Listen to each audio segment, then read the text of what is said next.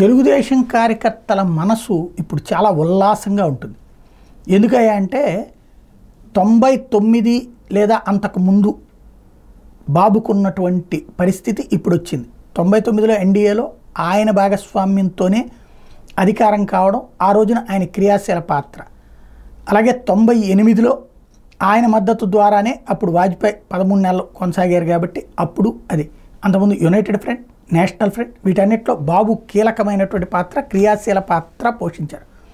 అట్లాంటి చంద్రబాబు నాయుడుకి ఇప్పుడు ఒకేసారి అధికార విపక్షాలు ఇద్దరు నెత్తిన పెట్టుకునే పరిస్థితి జాతీయ స్థాయిలో. ఎందుకు? తన 16 సీట్లతో క్రియాశీల స్థానానికి రావడం అన్నటువంటిది ప్రధానమైనటువంటి అంశం. ఇప్పుడు నరేంద్ర మోడీ ఆయనకి అపారమైన గౌరవం ఇచ్చి చూస్తున్నాం. అది ఒక ఆస్పెక్ట్. రెండో పక్కన అదే సందర్భంలో కాంగ్రెస్ పార్టీ కూడా అపారమైనటువంటి పదే తలుచుకుంటోంది.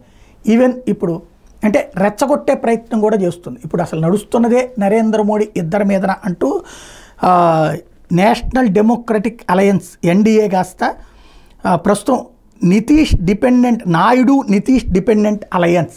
ఇప్పుడు ఎన్డీఏ కాదు, ఎన్ఎన్డి అని పేరు మార్చుకోండి, నాయుడు నితీష్ డిపెండెన్స్ అలయన్స్ అంటూ తాజాగా ఒక కొత్త ఎబ్రివేషన్ చెప్పుకొచ్చింది.